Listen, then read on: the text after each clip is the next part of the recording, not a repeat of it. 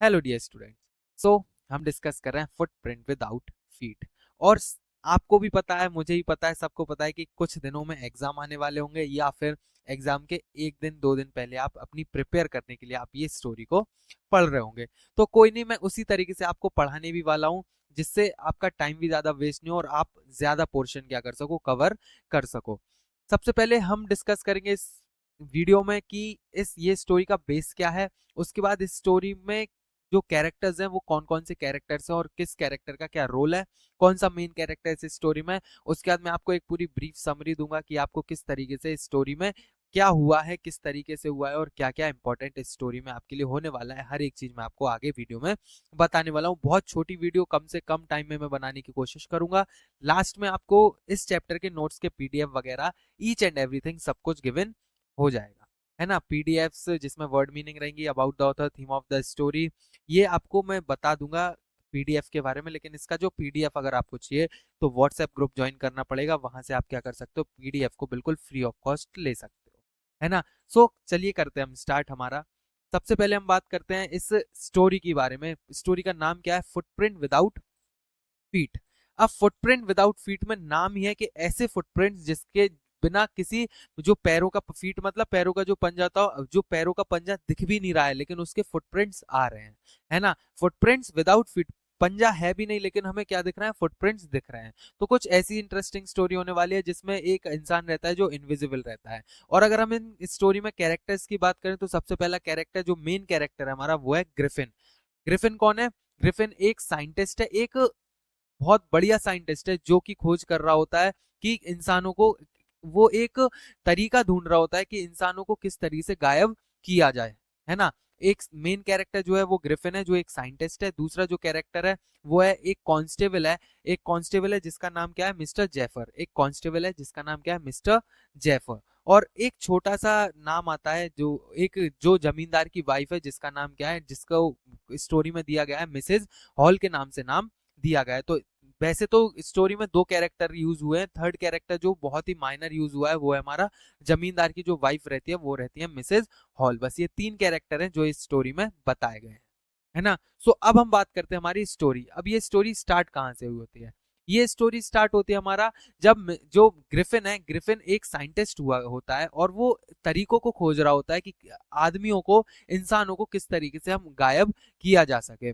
और वो अपने इस काम में कामयाब भी हो जाता है। कुछ सालों बाद, कुछ टाइम के बाद वो इस एक ऐसी दवा बनाता है जो इंसानों को क्या कर सकती है, गायब कर सकती है। और दवा बनाने के बाद वो क्या करता है, जो उसने दवा बनाई थी वो उस दवा को पी लेता है और अपने आप को गायब भी कर लेता है। इधर तक समझ आ गया? फिर उसके बाद सबसे पहली बार जब वो गायब हो गया उसके बाद दो इंसानों ने उसको देखा था। इसको दो इंसान थे जिसने ग्रिफिन को देखा था। देखा था मतलब ये नहीं क्योंकि उस दवा को पीने के बाद वो इनविजिबल हो गया था। उसके फुटप्रिंट्स देखे थे जब जो दो लोग थे, दो लोगों ने उसके फुटप्रिंट्स देखे थे जब वो एक रूम से बाहर आ रहा था। जब ग्रिफिन एक रूम से बाहर आ रहा था तो दो लोगों ने उसके फुटप्रिंट्स देखे थे और उसको जब तक फॉलो किए, वो फुटप्रिंट्स को जब तक फॉलो किया जब तक वो अदृश्य ना हो जाए, मतलब इनविजिबल ना हो जाए। वो रहता है ना कि अगर हमारे पैर छपते हैं तो वो धीरे कर करके फिर जब तक वो एंड नहीं होगा फुटप्रिंट्स, वो दो लोगों ने क्या किया, उन फुटप्रिंट्स को फॉलो किया। फिर उसके बाद वो फुटप्रिंट्स गायब हो गए और वो लोगों ने उसको फॉलो करना छोड़ दिया। इतना समझ आ गया? फिर उसके बाद जब ग्रिफिन को शाम के टाइम में ठंड लगती है, ठीक है, तो वो एक मॉल के अंदर एंटर करता है। और जब मॉल बंद हो जाता है, जब स्टोर बंद हो जाता है, उसके बाद वो एक शॉप में से कपड़े निकाल के कपड़े पहनता है। और उसके बाद जब उसको भूख लगती है तो ग्रिफिन क्या करता है, एक जो वहां एक रेस्टोरेंट है, रेस्टोरेंट से क्या करता है, वो एक ठंडा मीट, ये एक चीज ध्यान रखना क्या वो खाता है, वो भी आपके लिए इंपॉर्टेंट है। कोई एग्जाम में क्वेश्चन इस टॉपिक पे भी पूछा जा सकता है। तो उसने क्या खाया था, किचन में से निकाल के, जो रेस्टोरेंट की किचन है उसमें से एक ठंडा मीट निकाल के खाया था। ठंडा मीट के साथ साथ उसने कॉफी भी पी हुई थी। और उसके बाद उसने क्या, बियर भी पी थी। ठीक है, उसके बाद जब उसने खाना पीना खा लिया, अब उसको सोने का टाइम था, तो फिर वो एक स्टोर में ही रजाई के ढेर के ऊपर क्या हो गया, सो गया। उसके बाद जब वो सुबह उठता है तो स्टोर के कुछ जो काम करने वाले लोग होते हैं वो आते हैं, स्टोर खोलते हैं, तो देखते हैं वहां पे एक आदमी एक कपड़े पहने हुए पड़ा हुआ है। और फिर उसका वो भागता है और लोग, उसके जो स्टोर के लोग हैं वो उसका पीछा करने लगते हैं। फिर भागते भागते उसको वो तो इनविजिबल था, लेकिन जो कपड़े वो पहने हुए था वो तो थे ना, वो उसकी वजह से वो क्या था, विजिबल लग रहा था, है ना। तो फिर वो क्या है, जैसे ही लोग उसके पीछे भागे तो वो अपने कपड़े उतार देता है, और जैसे ही वो अपने कपड़े उतारता है वो दोबारा क्या हो जाता है, इनविजिबल हो जाता है। जब वो इनविजिबल हो जाता है तो लोगों को कुछ दिख नहीं रहा था, तो लोगों ने पीछा करना भी क्या कर दिया था, उसका बंद कर दिया था। उसके बाद फिर वो जब आगे जाता है, और जब ठंड पड़ती है, जो लंदन में बहुत ठंड भी थी, जोरों जोरों की ठंड का क्या चल रहा था, मौसम मौसम भी चल रहा था, तो वहां पे ठंड भी बहुत थी। फिर एक थिएटर नाम की कंपनी में जाने का वो सोचता है, और वो ये सोचता है, अज्यूम करता है कि वहां जाके उसको क्या मिलेंगे, वहां जाके उसको कपड़े मिल सकते हैं। एक थिएटर नाम की कंपनी थी, याद रखना, सॉरी, एक थिएटर नाम की कंपनी थी, जहां जाके वो सोच रहा था कि वहां से उसको कुछ ना कुछ कपड़े पहनने को तो मिल ही जाएंगे। तो वो वहां जाता है, और वहां से अपना चेहरा ढकने के लिए पट्टी लेता है। पट्टी के साथ साथ एक काला चश्मा लेता है, और एक नकली नाक भी लेता है। एक नकली नाक लेता है अपने चेहरे को ढकने के लिए, और एक टोपी भी लेता है। क्या, जो थिएटर कंपनी में वो जाता है तो वहां से एक पट्टी लेता है, गॉगल काला चश्मा लेता है, और उसके साथ साथ काले चश्मे के साथ साथ अपने चेहरे ढकने के लिए एक टोपी भी लेता है, और एक नकली नाक भी लेता है। और वहां का जो दुकानदार था उसको मार के वो उससे पूरे पैसे भी चुरा लेता है।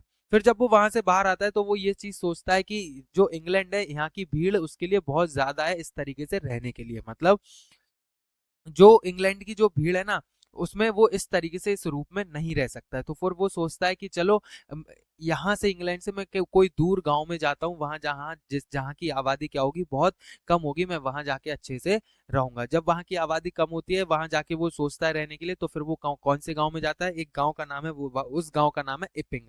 इपिंग गाँव में जाके वो रहता है, और इपिंग गाँव के एक हॉस्टल में क्या करता है, 2 कमरे बुक करता है। इपिंग गाँव में जाता है, और वहां के 2 कमरों में वहां हॉस्टल के 2 कमरों को बुक करता है ना। फिर जो उसके पास पैसे वो चुरा के लाया था, वो पैसे वो खर्च करता है, जब उसके पैसे खत्म हो जाते हैं, है ना। लेकिन जब एक उससे पहले आपको एक बात जानना जरूरी है, जब वो वहां इपिंग गांव में हॉस्टल में कमरे बुक करके वो रहा, तो वहां के जो लोग थे वो बहुत स्ट्रेंज हो गए थे। मतलब एक ये था कि ऐसा कौन इंसान है जो इतनी ठंड में इस तरीके के कपड़ों में रह सकता है ना, वहां के लोग ऐसा सोच रहे थे।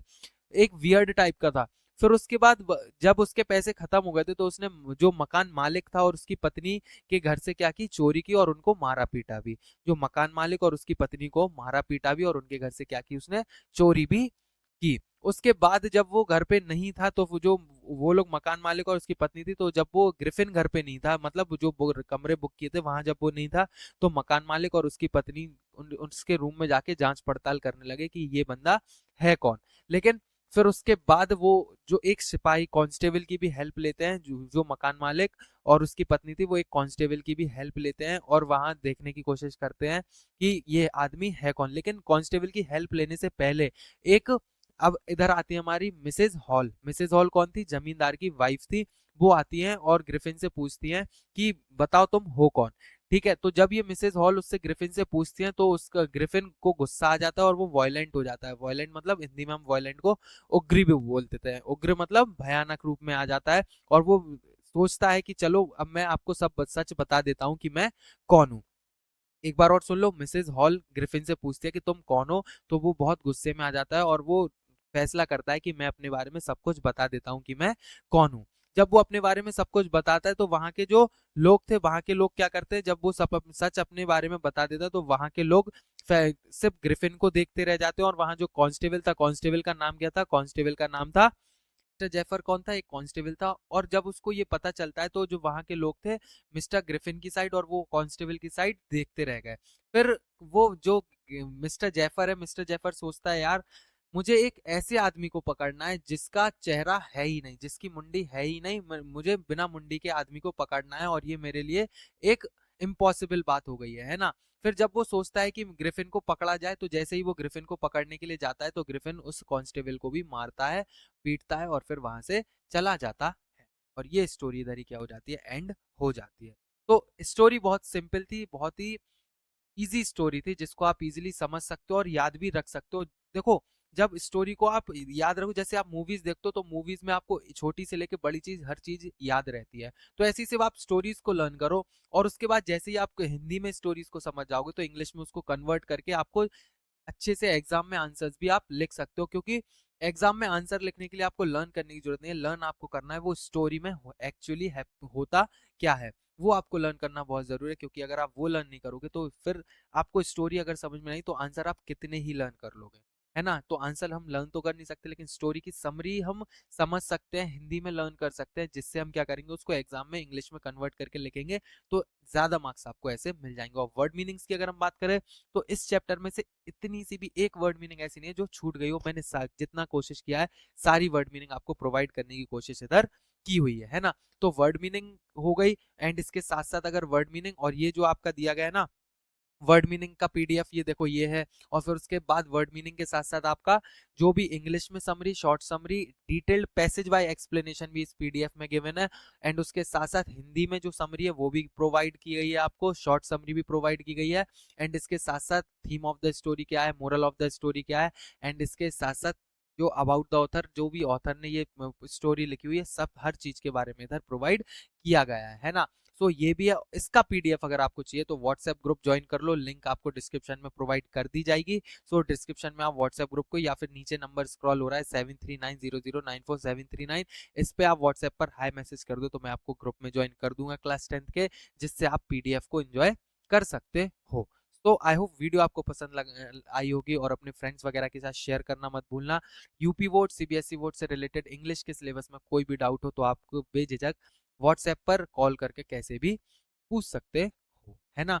सो आई होप वीडियो अच्छी लगी हो, फ्रेंड्स के साथ मैंने जैसा बोला है शेयर कर देना, and kindly please like the video, and for more subscribe to our channel and press the bell icon for upcoming videos, and also join our Facebook channel, Instagram channel, and also join our WhatsApp group. So myself Sharad Sahu and I'm signing off today's session, so kindly stay tuned, study well, bye bye.